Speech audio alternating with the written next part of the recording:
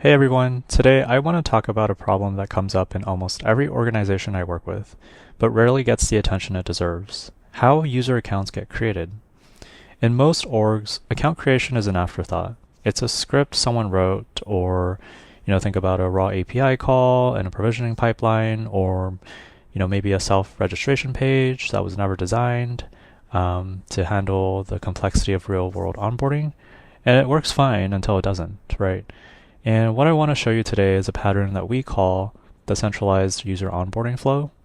It's essentially a dedicated, purpose-built application whose only job is to create user accounts and to do it correctly.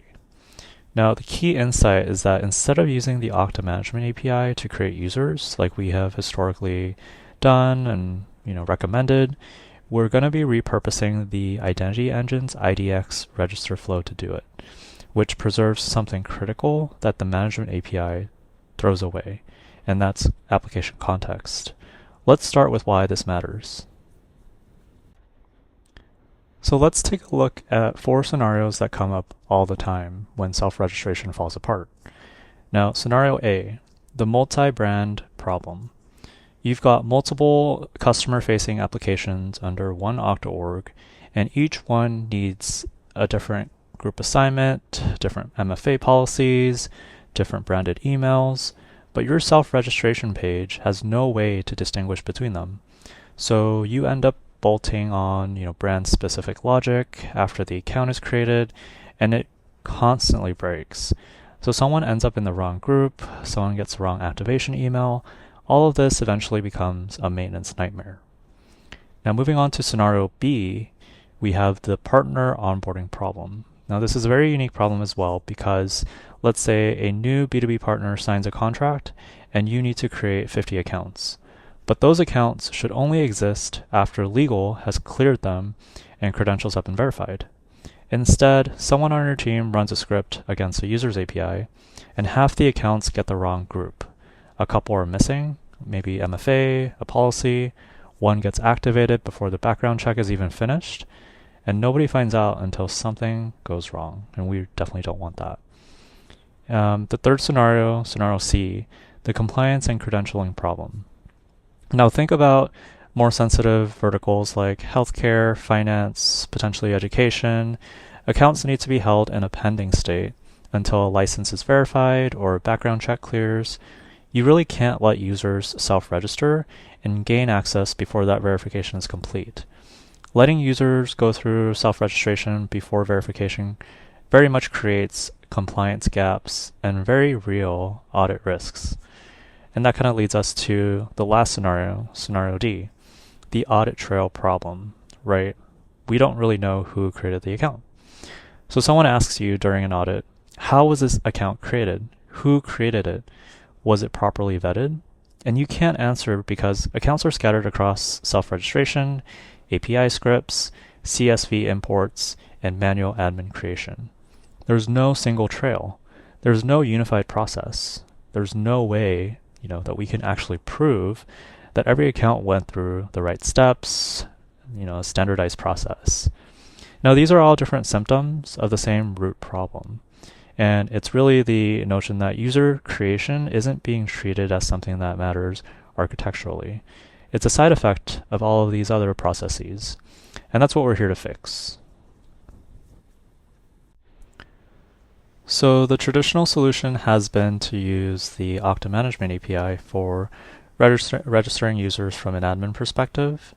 You can essentially call the post/API/v1/users endpoint, and you get a user back. And then you can start bolting things on.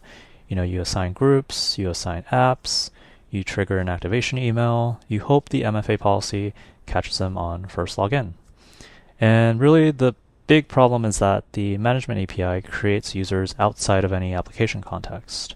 So there's no profile enrollment policy applied, there's no authenticator enrollment enforced, registration inline hooks don't fire, the activation email isn't branded to any specific application.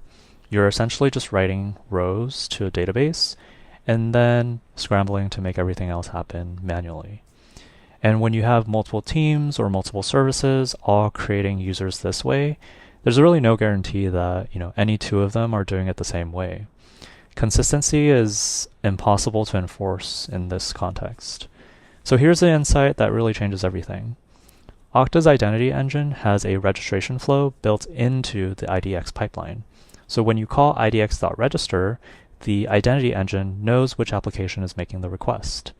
It applies the app's profile enrollment policy, it enforces authenticator enrollment requirements, it fires registration inline hooks, it sends branded communications from that app's context, it walks through a stateful step-by-step flow that you can control. That flow was designed for self-service registration, but there's nothing stopping you from repurposing it. Instead of the end user filling in their own profile on a sign-up page, an admin fills in the profile on a dashboard, and the app itself calls idx.register with that data. The identity engine doesn't know the difference. It runs the same pipeline, enforces the same policies, and preserves the same app context. So the pattern is this. Build a dedicated application, in this context, the centralized user onboarding app, whose only job is to create user accounts through IDX. Every account created through this app gets full policy enforcement, full branding, and a complete audit trail. Not because you remembered to add it, but because the app context makes it automatic.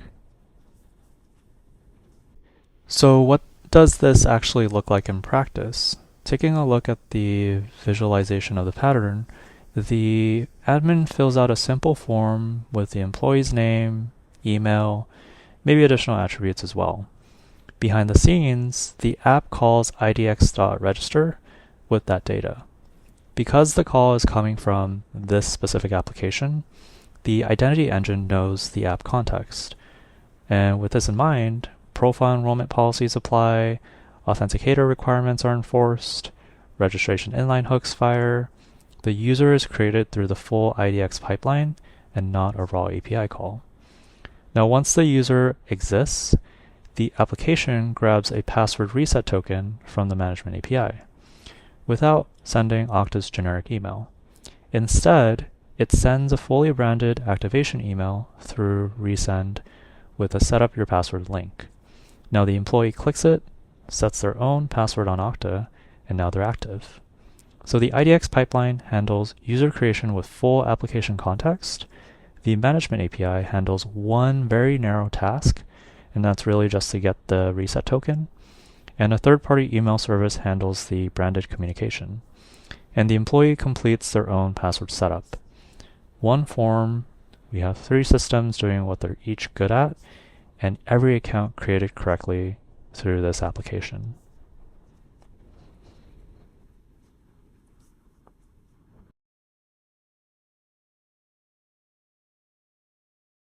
So let's start with the Okta admin configuration.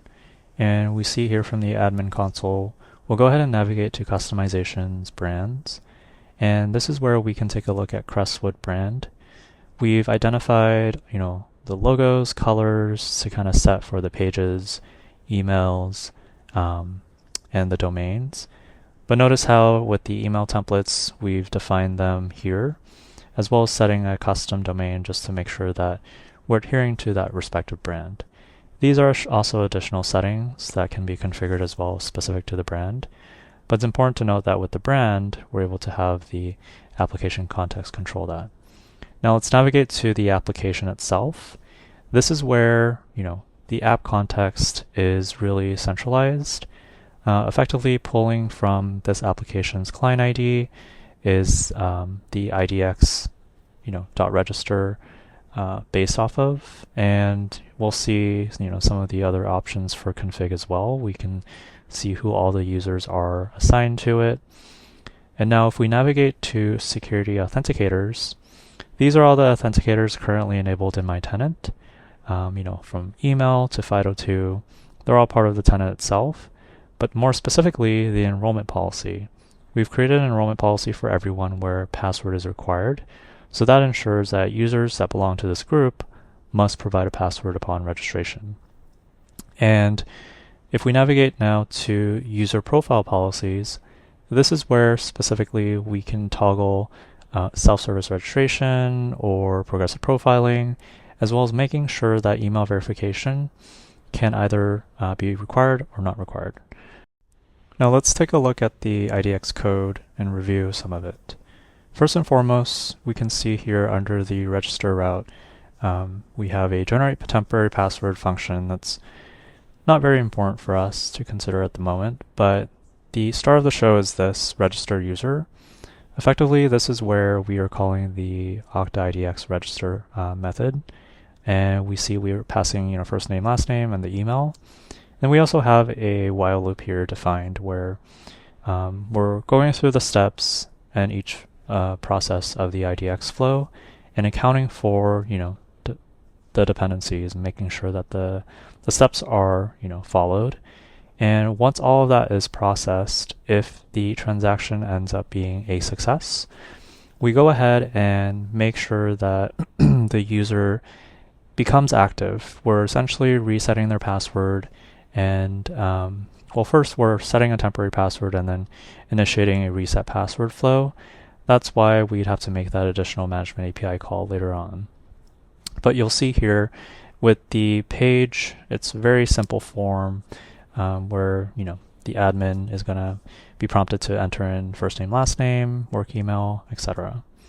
Now let's navigate to the activate route. This is where when the user is successfully created and they click on that link that gets emailed to them, they'll be bound and navigated here where they can actually go ahead and set up their password to activate their account.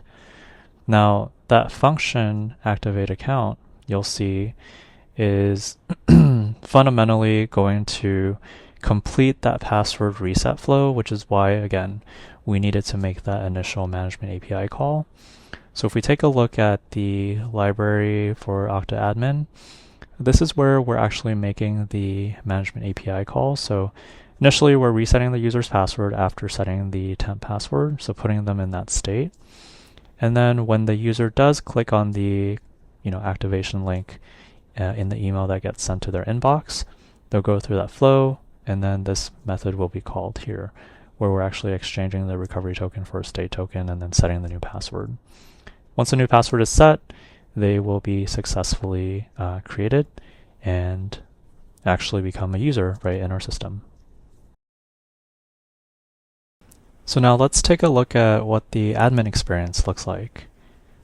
So as a Crestwood admin, I'm going to go ahead and hit sign in my application.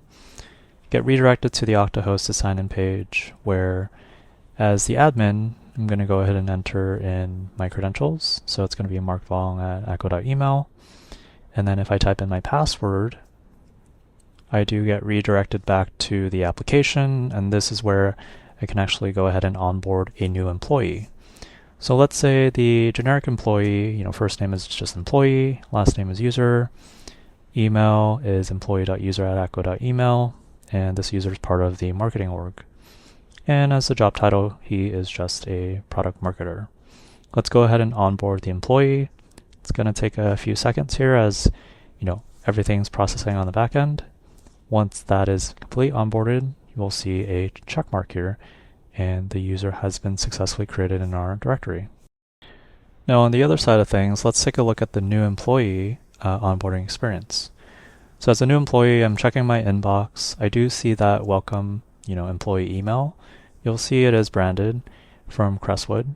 Let's go ahead and set up our password. So if I click on set up your password, it redirects me back to the application. This is where I can set up my password to activate my account. Once that is confirmed, you'll see I'm all set. So let's go ahead and try to sign in as my user. I get redirected to the Okta hosted sign-in widget.